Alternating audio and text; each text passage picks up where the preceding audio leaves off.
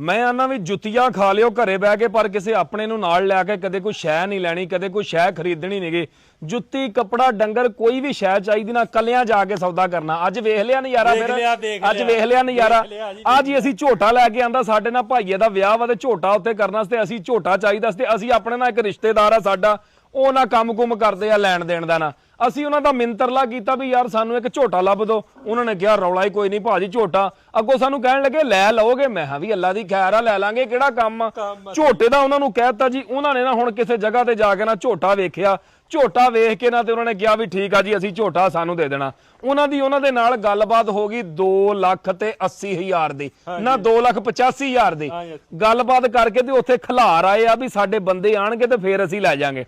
ਸਾਨੂੰ ਉਹਨਾਂ ਨੇ ਫੋਨ ਕੀਤਾ ਉਹਨਾਂ ਨੇ ਕਿਹਾ ਵੀ ਝੋਟੇ ਦਾ ਲੱਗਦਾ 3 ਲੱਖ ਰੁਪਈਆ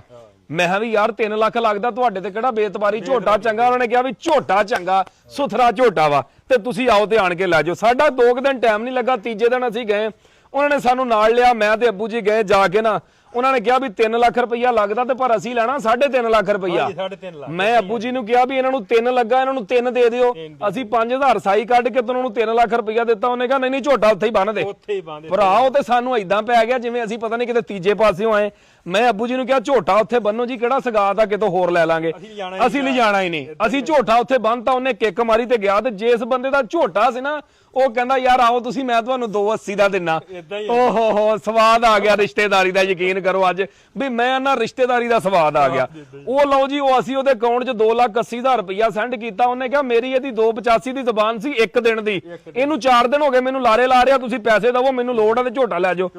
280 ਕੀਤਾ ਉਹਦੇ ਅਕਾਊਂਟ 'ਚ ਸੈਂਡ ਤੇ ਅਸੀਂ ਆ ਗਏ ਘਰੇ ਆਣ ਕੇ ਤੇ ਆਪਣੇ ਰਿਸ਼ਤੇਦਾਰ ਨੂੰ ਕਾਲ ਮਾਰੀ ਉਹ ਜਿਵੇਂ ਸਿਆਣੇ ਕਹਿੰਦੇ ਨਾ ਵੀ ਕਿਸੇ ਬੰਦੇ ਦੇ ਪਿੱਛੇ ਉੱਗ ਗਿਆ ਰੁੱਖ ਉਹਨੇ ਸ਼ਰਮਿੰਦਰਾ ਹੋਣ ਦੇ ਮਾਰੇ ਗਿਆ ਉਹਨੇ ਕਿਹਾ ਕੋਈ ਨਹੀਂ ਇਹਦੀ ਛਾਵੇਂ ਬਾਂਗੇ ਉਹ ਹਿਸਾਬ ਕੀਤਾ ਸਾਡੇ ਨਾਲ ਉਹਨੇ ਉਹ ਭਾਈ ਅੱਗੋਂ ਮੇਰੇ ਗਲ ਪਵੇ ਉਹ ਕਹਿੰਦਾ ਇੱਕ ਤੁਹਾਡੇ ਲਈ ਝੋਟਾ ਲੱਭਿਆ ਉਤੋਂ ਤੁਸੀਂ ਮੈਨੂੰ ਕਹਿੰਦੇ ਹੋ ਤੇ ਮੈਂ ਹਾਂ ਯਾਰ ਤੂੰ ਸਾਨੂੰ 50-60 ਹਜ਼ਾਰ ਦਾ ਟੀਕਾ ਲਾ ਰਿਹਾ ਸੀਗਾ ਉਹ ਕਹਿੰਦਾ ਮੈਂ ਐਵੇਂ ਨਾਲ ਤੁਰਿਆ ਫਿਰਦਾ ਸੀ ਮੈਂ ਹਾਂ ਯਾਰ ਸਵਾਦ ਨਹੀਂ ਆ ਗਿਆ ਮੈਂ ਹਾਂ ਵੇ ਜਿਹੜਾ ਝੋਟਾ ਤੂੰ ਅੱਬੂ ਜੀ ਦੇ ਹੱਥੋਂ ਬਣਾਇਆ ਸੀ ਨਾ ਅਸੀਂ ਉਹੀ ਝੋਟਾ 280 ਦਾ ਲੈ ਕੇ ਆਏ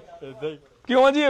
ਤੇ ਉਹ ਵੇਖ ਲਓ ਵੀ ਬੰਦਿਆਂ ਦੇ ਕੰਮ ਤੇ ਜ਼ਿੰਦਗੀ ਦਾ ਤਜਰਬਾ ਇੱਕ ਹਾਸਲ ਹੋ ਗਿਆ ਵੀ ਜ਼ਿੰਦਗੀ 'ਚ ਕੋਈ ਸ਼ੈ ਲੈਣੀ ਕਿਸੇ ਰਿਸ਼ਤੇਦਾਰ ਨੂੰ ਵਿੱਚ ਨਹੀਂ ਪਾਣਾ ਕਿਸੇ ਰਿਸ਼ਤੇਦਾਰ ਨੂੰ ਨਾਲ ਲਿਜਾ ਕੇ ਸ਼ੈ ਨਹੀਂ ਲੈਣੀ ਜੁੱਤੀ ਕੱਪੜਾ ਸੂਟ ਕੋਈ ਸ਼ੈ ਖਰੀਦਣੀ ਆਪਣੇ ਮੂੰਹ ਬਰੂ ਖਰੀਦਣੀ ਆ ਨਹੀਂ ਤੇ 40-50 ਹਜ਼ਾਰ ਦਾ ਟੀਕਾ ਪੱਕਾ ਰੱਖਿਓ ਭਰਿਆ ਰੱਖਿਆ ਜਿੱਤੋਂ ਅੱਜ ਅਸੀਂ ਬਚੇ ਆ ਨਾ ਇਹੀ ਤੁਹਾਨੂੰ ਲੱਗ ਜਾਣਾ ਜੇ ਕਿਤੇ ਨਾ ਕਿਤੇ ਤੇ ਸਰਕਾਰ ਝੋਟਾ ਲਿਆਂਦਾ ਸੀ ਭਾਈਏ ਦੀ ਸ਼ਾਦੀ ਆ ਰਹੀ 8-10 ਦਿਨਾਂ ਤੱਕ ਚਾਚੇ ਦਾ ਪੁੱਤਰ ਆ ਤੇ ਉੱਤੇ ਕਰਨਾ ਅੱਲਾ ਇਹਨੂੰ ਤੰਦਰੁਸਤੀ ਦੇਵੇ ਤੇ ਗੱਲ ਸੁਣਨ ਦਾ ਵੀ ਤੁਹਾਨੂੰ ਮਜ਼ਾ ਆ ਗਿਆ ਹੋਵੇਗਾ ਵੀ ਕਿੱਦਾਂ ਅਸੀਂ ਅੱਜ ਟੀਕੇ ਤੋਂ ਬਚੇ ਆ ਹੱਕ ਹਲਾਲ ਦੀ ਕਮਾਈ ਹੋਵੇ ਤੇ ਇਨਸ਼ਾਅੱਲਾ ਕੋਈ ਖਾ ਨਹੀਂ